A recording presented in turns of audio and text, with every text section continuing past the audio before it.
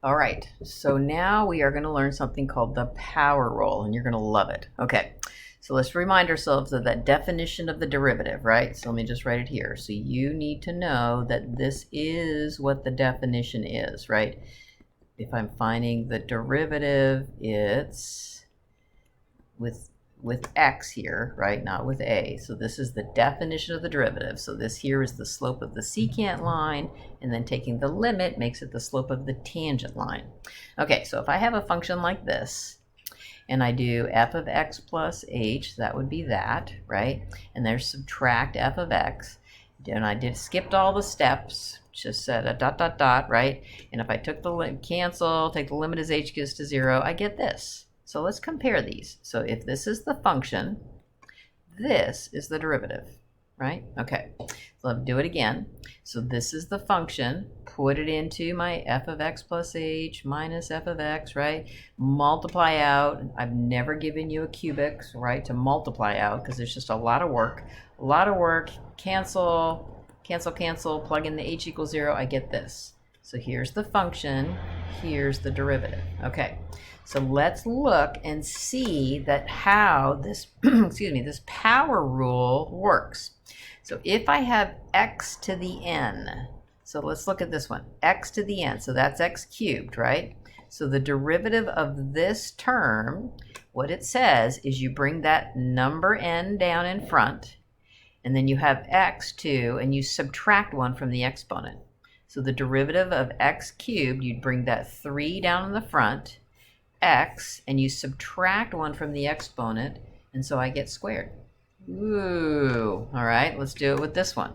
X, so there's a 1 here, right? So I bring the 1 down in the front, and then I have x to the, oh, that would be like x to the 0 power. But what's x to the 0 power? That's just 1, right? So there it is. Okay, let's just kind of play with this one. So here's x squared. So if I take the 2 down, bring it in the front, and then x to the, subtract 1 from the 2, that gives me x to the 1. And then here's x again. So this is x to the 1. So bring the 1 down, and then I have x to the 0. So this is the power rule for the derivative. So we don't need to use this. No need to use this any longer. You'll need to know what it is, but we won't use it to find the derivative. Okay, so let's talk about the special case. So the special case of when I have just a constant, the derivative is 0. So I can kind of give you the explanation graphically. So if this is the function f of x equals c, at any value x that I pick, what's the slope of the tangent line right there? The slope is 0, so that's what that means. So the derivative of a constant is 0. So the derivative, and that's what this d over dx means, this d over dx means I'm going to take the derivative with respect to x, because we'll have different letters going on soon, but the derivative of 5 is 0. All right, so then just to kind of give you the comparison, d over dt means I'm going to take the derivative with respect to t. So t is the letter I do the power rule on. So here we go. So let's find these derivatives. So this says take the derivative of whatever follows. So to take the derivative of x to the 13, I'd bring the 13 down, x to the, and I'd subtract 1 from the 13 to get 12. All right. So let's look at this one. Before I take the derivative, I'm going to rewrite this. I need to rewrite this. So the d over dx is kind of like a limit, right? I haven't done it yet, so you have to carry it along. I'm going to rewrite this function as x to the negative 3 because I have to have x to a power in order to use this power rule. So to do the power rule, I bring the negative 3 down, and then I subtract 1 from negative 3 for the exponent. So that gives me to the negative 4 power. So notice derivative with respect to x, x in here. Derivative with respect to x, x in here. Ah, this one says derivative with respect to t, and there's t's in here. So your letters will match. Okay, so again, I'm going to suggest that you take some time and rewrite root t as t to the 1/2 power. So now I'm going to take the derivative. So when I do the power rule, notice I don't write this anymore. It's very much like a limit. So bring the 1/2 down, and I will t to the subtract 1. So subtract 1 from 1/2 gives me -1/2.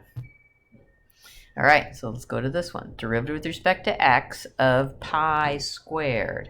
This is not equal to 2 pi, because this pi squared, isn't pi squared a constant? It is. Pi is 3.14. 3.14 squared gives me a number. So what is the derivative of a constant? We had it up here. The derivative of a constant is 0. So don't be deceived by the 2 exponent. So the derivative of a constant is 0. All right, this one I would suggest we rewrite it. So let's rewrite it as x to the negative, right, because it's in the denominator, 1/3 power. So to take the derivative, you bring the -1/3 down.